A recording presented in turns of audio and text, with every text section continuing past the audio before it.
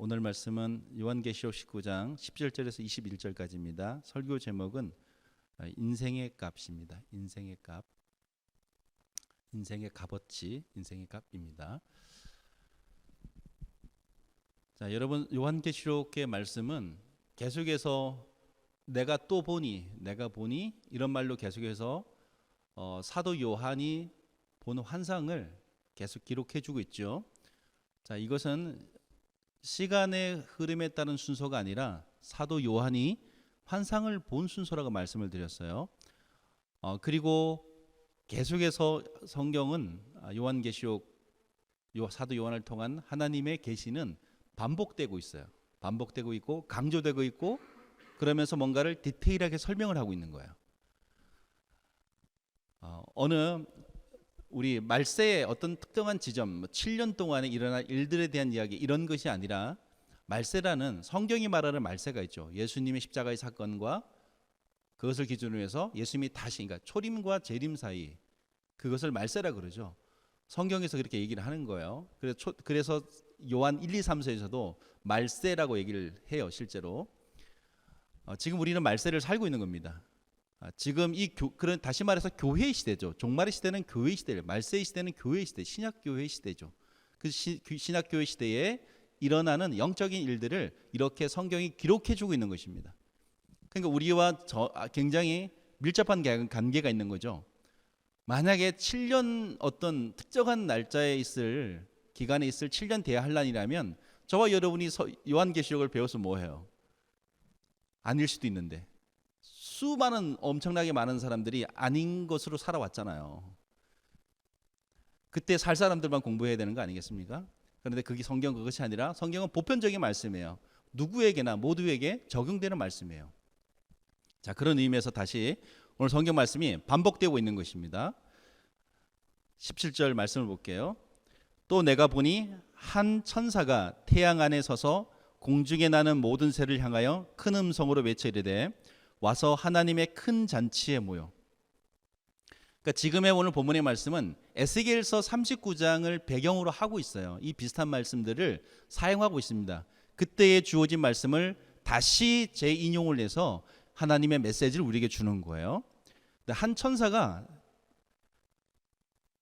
공중에 나는 모든 새를 향하여 큰 음성으로 외치되 와서 하나님의 큰 잔치에 모여라고 합니다. 왕들의 살과 장군들의 살과 장사들의 살과 말들과 그것을 탄 자들의 살과 자유인들이나 종들이나 작은 자나 큰 자나 모든 자의 살을 먹으라 하더라. 그러니까 이것이 전쟁에서 패하고 나서 많은 그 시체들을 새들이 와서 쪼아먹는 광경을 놓고 그러한 묘사를 하면서 우리에게 메시지를 주고 있는 거예요. 자, 이 말씀은 이미 에스겔 39장에서 예언되어진 말씀입니다. 그러니까 하나님이 심판할 거라는 거예요. 땅의 임금들을 하나님을 거부한 모든 사람들을 하나님은 심판할 것이다 라고 이야기를 하시는 겁니다. 그런데 그들이 그 심판을 당하고 나서 그러니까 이거는 상징인 것이죠. 저와 여러분이 죽으면 땅속에 들어갑니다. 땅속에 들어가면 새들이 못 먹어요. 근데 이건 상징적인 거예요. 결국은 새들의 밥 정도밖에 안 된다는 거죠. 자, 이 땅에서는 왕같이 살고 권세 있게 살고 아무리 하나님을 떠나서 어떠한 성공을 쟁취하고 물질을 많이 가지고 사람들한테 존경을 받아도 결국은 하나님 앞에서 심판을 받고 그들의 삶의 가치가 새 밥 정도밖에 안 된다는 거예요. 여러분 생각해 보세요. 우리가 거듭나지 않았다면 하나님의 백성이 되지 못했다면 우리의 인생을 생각해 보십시오. 우리 모두가 다 죽지 않습니까? 죽으면 다 어떻게 돼요? 화장을 하든지 땅에 묻든지 하지 않습니까? 그러면 결국은 우리는 벌레들의 밥 내지는 세균들의 밥 정도인 거예요. 남는 게 뭐가 있습니까? 사람은 그냥 보면, 이 성경 본문을 놓고 보는 거예요. 그냥 유기질이 무기질 되는 거예요. 그 과정 속에 세균들의 밥 정도밖에 안 되는 거예요. 여기에 무슨 큰 뭐가 있습니까? 하나님의 말씀을 떠나서 하나님의 구원이라는 것을 떠나 있으면 우리의 인생의 가치라는 것이 우리 스스로가 세상에서 매긴 것이 있지만 그 매긴 것은 아무 의미가 없는 거예요. 모두 다 심판의 대상인 것이지. 그리고 너무너무 내추럴하게 생각해 보더라도 우리는 그냥 벌레들의 밥 정도의 인생인 거예요. 여러분 대단하신 줄 알으셨죠? 집에서는 왜 여러분 공주, 왕자 이렇게 잘하지 않습니까? 우리 공주님, 우리 왕자님, 아이고 우리 자식. 부모님의 사랑을 너무 크게 받다 보니까 내가 세상의 중심인 줄 알았단 말이에요.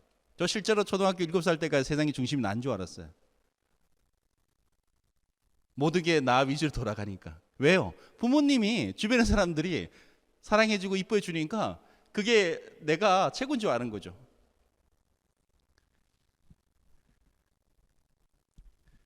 지금은 안 그렇습니다. 이제 왕자병 뭐 이런 거 궁제병 없어요. 인생이 아무것도 아닌 거예요. 오히려 하나님의 심판의 대상인 거예요. 자, 계속 볼게요. 19절에 또 내가 보매 그 짐승과 땅의 임금들과 그들의 군대들이 모여 그 말탄 자와 그의 군대와 더불어 전쟁을 일으키다가, 지금 영적인 전쟁이 일어난 거죠. 자, 그 과정을 보여주는 거예요. 하나님의 심판의 과정을 보여주는 거예요. 어떤 시츄에이션에 있는지를 보여주는 거예요. 우리 영적인 전쟁 중에 있습니다. 우리의 삶, 제 개인의 삶에도 영적인 전쟁이 있고요. 여러분의 삶에도 영적인 전쟁이 있습니다. 우리는 하나님을 어게니스트하는 세상과 영적인 갈등을 가지고 살아가는 거예요. 자, 짐승이 잡히고 그 앞에서 표적을 행하던 거짓 선지자도 함께 잡혔으니 이는 짐승의 표를 받고 그의 우상에게 경배하던 자들을 표적으로 미혹하던 자라. 이 둘이 산채로 유황불 붙는 못에 던져지고. 짐승이 잡혔단 말입니다. 이 짐승은 어떤 짐승이에요? 요한계시록 13장에 보니까 첫 번째 짐승, 두 짐승이 나타나죠. 첫 번째 짐승, 두 번째 짐승은 뭐예요? 첫 번째 짐승은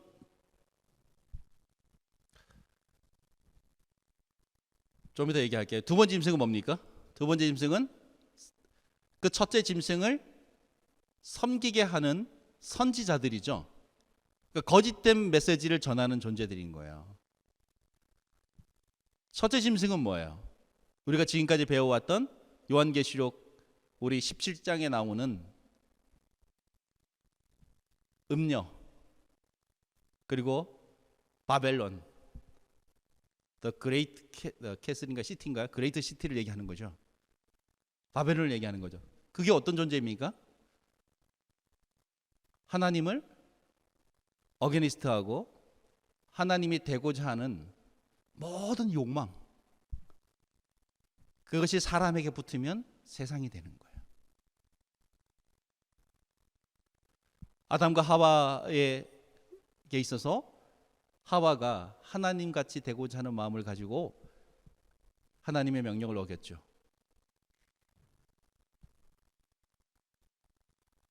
세상이 되는 거예요. 그러니까 어떤 하나님 같이 되고자 하는, 하나님을 어게니스트 하는 모든 욕망들,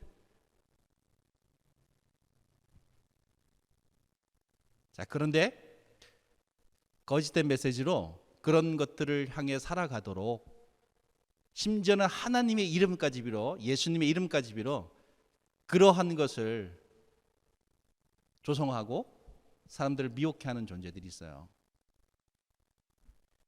자, 그런데 짐승이 잡히고 그 앞에서 표적을 행하던 이 거짓 선자도 함께 잡혔으니, 근데 이 거짓 선자는 굉장히 능력이 있습니다. 표적까지 행할 정도예요.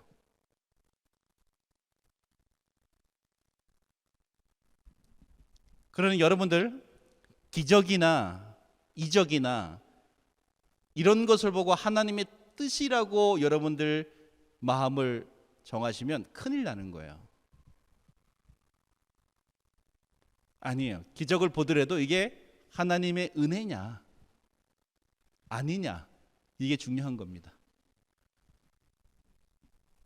그러니까 여러분들, 우리가 세상의 욕심을 가지고 교회 나와서 열심히 막 기도를 했어요. 제가 새벽 기도에 막 너무너무 새벽 기도에 나와서 뭐 1000번째 제사를 드리면 우리의 마음의 소원이 이루어진다 생각을 가지고 그렇게 하시는 분들이 있었단 말이죠.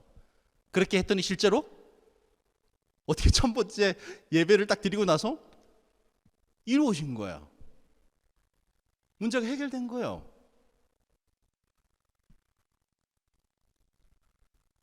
자, 여기에서 우리의 마음과 심령이 하나님께로 돌아가면 그것은 표적이 되는 것이고, 여기에서 얼큰이 잘 됐구나 해서 모든 마음을 이 땅에 있는 것에 쏟아버리면, 하나님이 이렇게 축복해 주셨으니 나는 이제 열심히 이렇게 이 땅에서 육신의 사람으로 그냥 열심히 살아가야지 하고 돌아서게 되면 그것은 사단의 미혹인 거예요. 자, 여러분들, 어쩌다 우리가 그렇게 세상의 욕심을 가지고 기도하고 달려갔는데 그 욕심이 이루어졌어요. 하나님의 역사인지 아니면 사단의 역사인지 생각해 봐야 돼요. 모든 일이 이루어졌다고 해서 하나님의 뜻이라고 받아들이는 것은 곤란합니다. 사람을 죽이고 하나님의 뜻이라고 할 수 있어요? 그럴 수 없어요. 그러니까 여러분들, 우리는 여기에 거짓 선지자가 이런 표적까지 일으킨다는 거예요. 능력도 있습니다. 그러나 하나님 말씀 아니면, 생명 아니면, 예수 그리스도께로 우리가 드려지는, 나아가는 것이 아니면 그게 다 뭐 거짓된 것입니다. 가끔가다 우리 목회자들한테도 참 안타까운 말들이 들리잖아요. 설교를 하고 나아가면, 물론 아주 가끔 있는 일이죠, 어떤 성도님들이 은혜 받았다 그래요. 은혜 받았습니다 이렇게 말을 한단 말이죠. 근데 무슨 은혜예요? 인간적인 위로를 받았거나 인간적인 마음의 갈등이 있었는데 그것을 결정할 수 있는 그런 어떤 지혜를 얻었거나 그런 것이죠. 하나님의 은혜는 우리가 예수님 앞에 엎드리게 되어지는 은혜예요. 하나님을 발견하는 은혜, 하나님 앞에 나아가는 은혜, 우리가 예배자가 되는 은혜, 내 욕심을 포기하는 은혜, 내 욕망을 내려놓는 은혜, 내가 부서지는 은혜, 내가 죄인임을 깨닫는 은혜, 하나님 앞에 두 손 드는 게 은혜, 그런 거죠.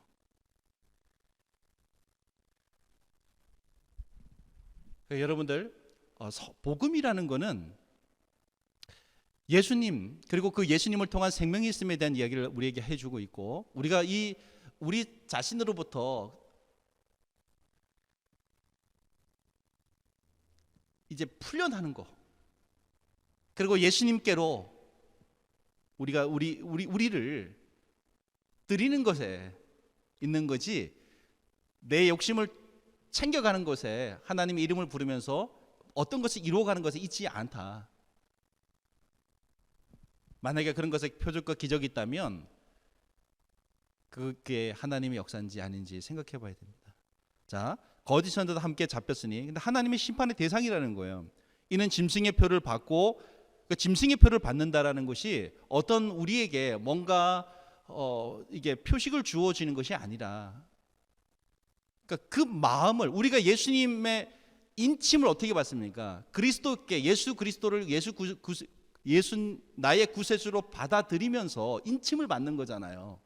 신앙 고백이 하나님께 드려지는 거지 않습니까? 짐승의 표를 받는다라는 것은 내가 세상의 그런 가치관으로 이제 열심히 살아갈 거야 라는 어떤 마음의 확신, 결단, 자, 그런 게 짐승의 표죠. 그러니까 짐승의 표를 받고 그의 우상에게 경배하던 자들을 표적으로 미혹하던 자라. 자, 그런데 이런 일들이 사실 신나요. 저와 여러분이 여기에서 오늘 정말 세상에서도 위로받고 돈도 잘 벌고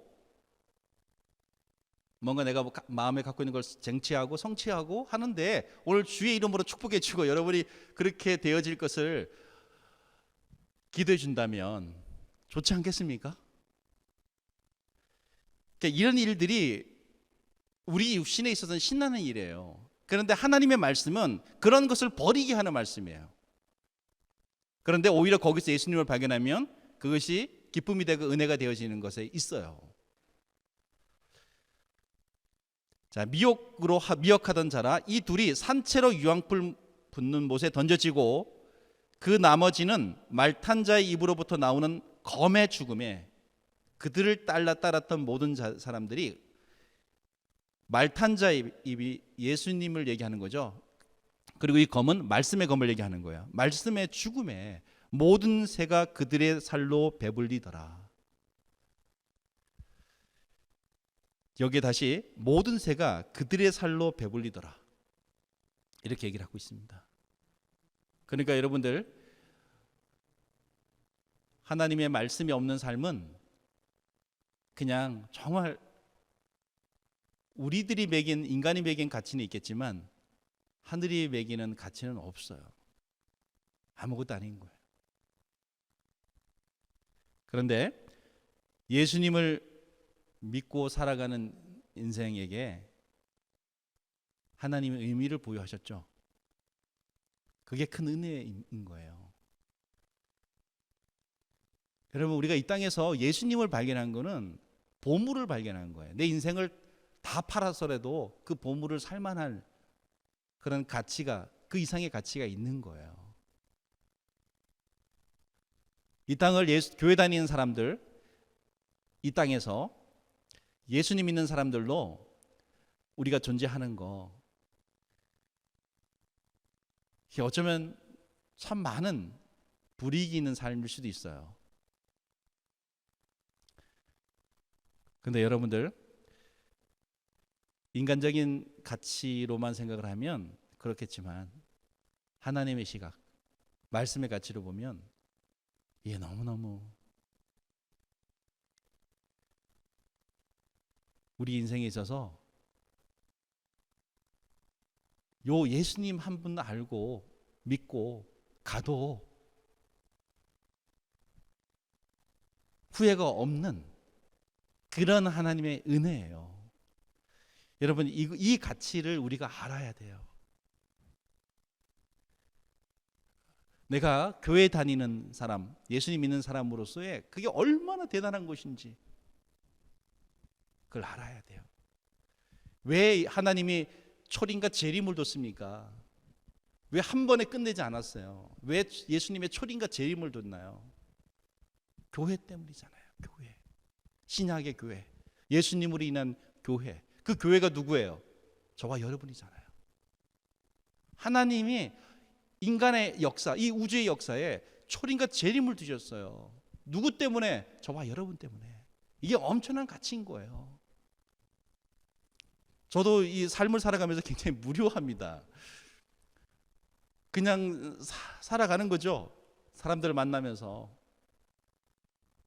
때로는 그냥 여기서 정지했으면 좋겠다. 이렇게 해서 늙어가는 거 아니에요. 인간적으로 보면. 그러나 예수님을 생각하면 의미가 있고 가치가 있죠. 살아갈 만하죠. 그리고 그분의 어떤 우리를 향한 비전, 그것이 이루어져 가고 또 그 일들이 나타나는 곳에 마음이 있죠. 그런 거 아니라면 살아서 뭐 합니까?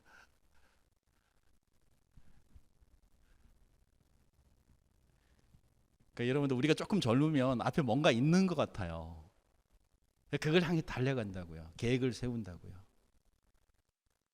뭔가 많이 없으면, 세상에서도 많이 없으면 뭔가 이렇게 조금 있으면 뭔가 가져가는 재미들이 있어요. 그런데 그 시간이 지나면 허무해집니다. 나중에 가보니까 없는 거예요. 여러분, 산에 오를 때는 산에 올라가면 뭐가 대단한 거 있는 것 같이 보이잖아요. 산 열심히 오르지 않습니까? 정상에 가면 그 넓은 거 보이고 없잖아요. 내려갈 일만 생각되잖아요. 예수님이 우리 인생에 정말 보물입니다. 자, 그 하나님이 우리를 향한 주시는 메시지가 하나 있는데 이걸 읽어드리면서 오늘 설교를 마치도록 하겠습니다. 구약성경 이사야서 43장 1절에서 4절까지 나오는 말씀인데요. 이게 우리를 향한 하나님의 음성이에요. 야곱아, 너를 창조하신 여호와께서 이제 말씀하시느니라.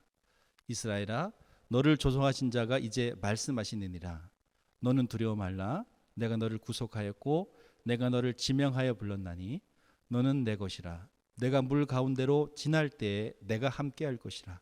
강을 건널 때에 물이 너를 침몰치 못할 것이며 내가 불 가운데로 행할 때에 타지도 아니할 것이요 불꽃이 너를 사르지도 못하리니 대전하는 여호와 내 하나님이요 이스라엘의 거룩한 자요 내 구원자임이라. 내가 애굽을 너의 속량물로 구스와 수바를 너의 대신으로 주었노라.